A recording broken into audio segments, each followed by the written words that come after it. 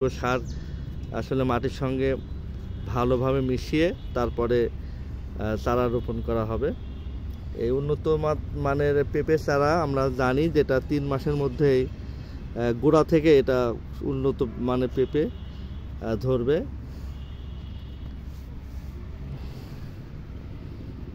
দেখেন কিভাবে পেঁপে চারা রোপণ করতে হয়।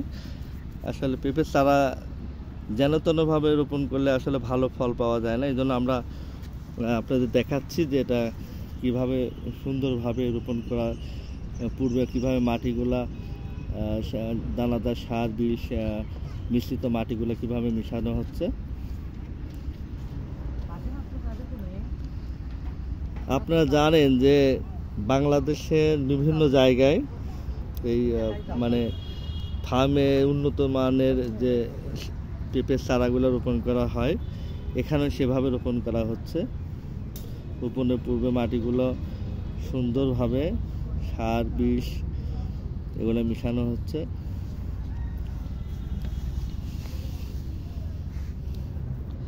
আসলে কৃষি প্রধান দেশে প্রত্যেকেরই উচিত বাসার আঙিনায় প্রতি জায়গায় আমাদের দৈনন্দিন ব্যবহার্য কিছু সবজি আছে, যেমন পেঁপে, শিম, লাউ, কুমড়া, শাক, বেগুন, টমেটো, এগুলো আমরা আবাদ করতে পারি। এদের নিজের চাহিদা পূরণ করে আমরা কিছু বিক্রি করেও আয় করতে পারি। তো আজকে আমরা আপনাদের যেটা দেখাচ্ছি সেটা হচ্ছে উন্নত জাতের পেঁপে চারা কিভাবে রোপণ করতে হয়। তো দেখতে থাকুন। মাটি আসলে মিশানো প্রায় শেষ পর্যায়ে, সারের সঙ্গে দানাদার বিষ প্রয়োগ করে যেটা মাটি মিশানো হলো মাটির সঙ্গে। এখনই আমরা যে পলি ব্যাগে যে চারা দেখতে পাচ্ছেন, এই চারাটি আসলে কিভাবে আসলে ছিঁড়ে এটা রোপণ করা হয় সেটা আপনাদেরকে আসলে দেখানোর চেষ্টা করছি।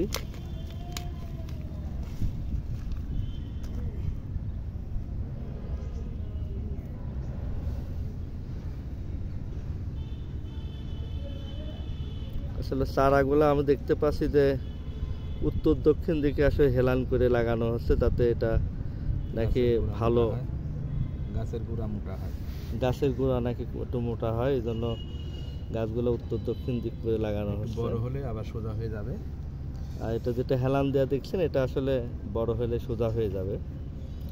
আসলে এখন আমরা হালকা সেচের ব্যবস্থা আছে, হালকা সেচ দিব, যেহেতু এটা শীতকালে চলছে, এখন শীতের মৌসুম, বৃষ্টি হওয়ার সম্ভাবনা নেই বলে চলে। তো দেখেন একটু হালকা সেচ দেওয়া হচ্ছে রোপণের পর। হালকা সেচ দিলে চারাটা সতেজ থাকবে, সন্ধ্যাকাল পর্যন্ত চারাটা হালকা সেচ দেওয়া গুরুত্বপূর্ণ।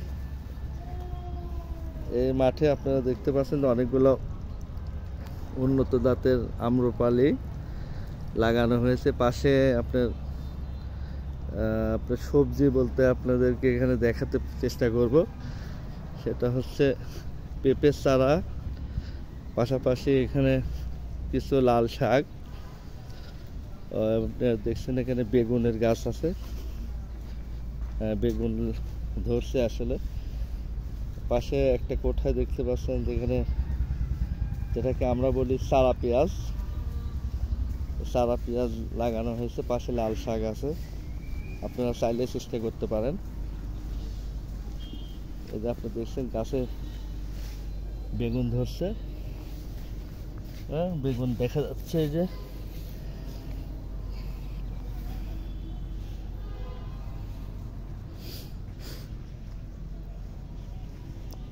এখানে আপনার মিষ্টি কুমড়া দেখছেন, মিষ্টি কুমড়া লাগানো হয়েছে। মাঝে আরো কিছু সবজি হয়তো লাগানো হবে কিছুদিন পরে। এটা আরো একটি পেঁপের চারা আপনাদেরকে লাগানো দেখায়। আপনারা বাসায় ইচ্ছা করলে এটা নিজেদের বাড়ির আঙিনায় আপনারা চেষ্টা করতে পারেন। এটাতে এভাবে যদি গাছের চারা লাগানো হয় তাহলে আসলে ফলটা ভালো পাওয়া যায়। তো মাটির সঙ্গে আসলে সার, জৈব সার এবং কীটনাশক যে দানাদার সার বিষ প্রয়োগ করা হয়েছিল, এটা আপনার মিশানো হচ্ছে দেখছেন।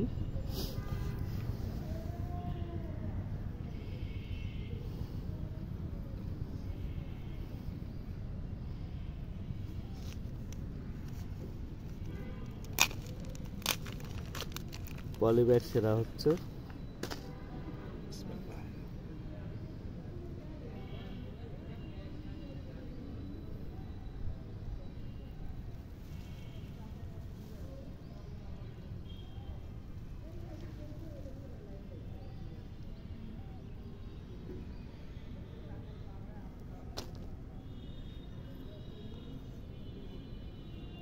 আহনাফ অ্যাগ্রো ফার্ম, এটা আপনার জয়নগর, ঈশ্বরদীর জয়নগর শিমুলতলা পাশে। এটা এখানে আসলে এখানে আছে ধানের চাতাল ছিল, ধানের চাতাল এখন নেই এখানে। এই প্রতি জায়গাটায় আসলে এই পেঁপে, উন্নত জাতের পেঁপে গাছ লাগানো হয়েছে।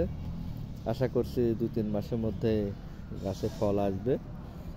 তো বন্ধুরা ধন্যবাদ, ভালো থাকবেন। আশা করছি কিছুদিনের মধ্যে আবার আপনাদের সঙ্গে দেখা হবে।